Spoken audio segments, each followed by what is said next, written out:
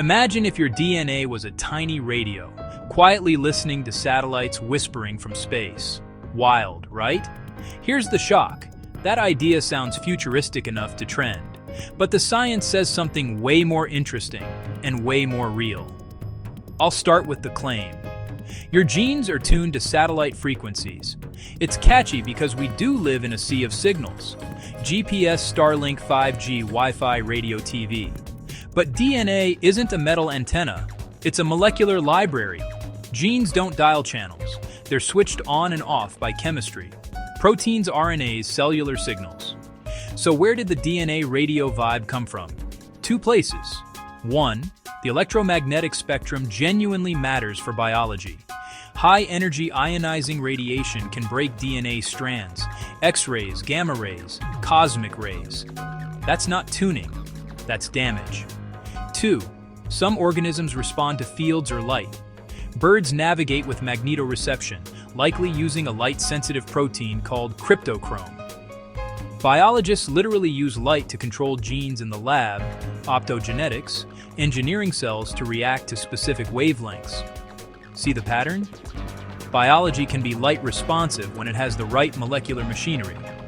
Now, satellites. They transmit mostly microwaves radio, non-ionizing, low energy compared to sunlight. Your genes aren't sitting there absorbing GPS chirps. The wavelengths are huge compared to molecules. The energy per photon is far too low to break bonds or flip base pairs. International safety limits keep exposures below levels that heat tissue. Could biology sense these fields? Not without specialized receptors, and humans don't have them tuned to microwave channels.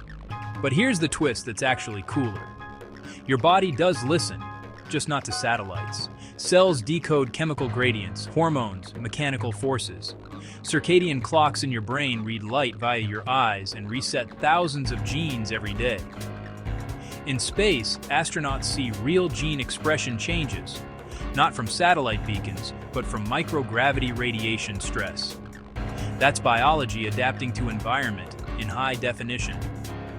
The DNA radio is a metaphor, useful if it points to legit mechanisms, misleading if it suggests secret broadcasts, flipping your genes. If we want remote control of biology, we build it. Optogenetics, magnetogenetics, ultrasound-responsive nanoparticles, CRISPR, guided by designed signals. That's not conspiracy, that's engineering. So, are your genes tuned to satellite frequencies? No, they're tuned to life. Light, food, stress, sleep, movement, time. If you want to retune them, the dials you can actually turn are boring and powerful. Get morning light sleep on schedule.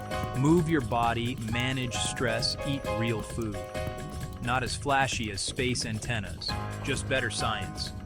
If this helped you separate the signal from the noise, tap like, share it with a friend who loves big ideas, and I'll see you in the next one.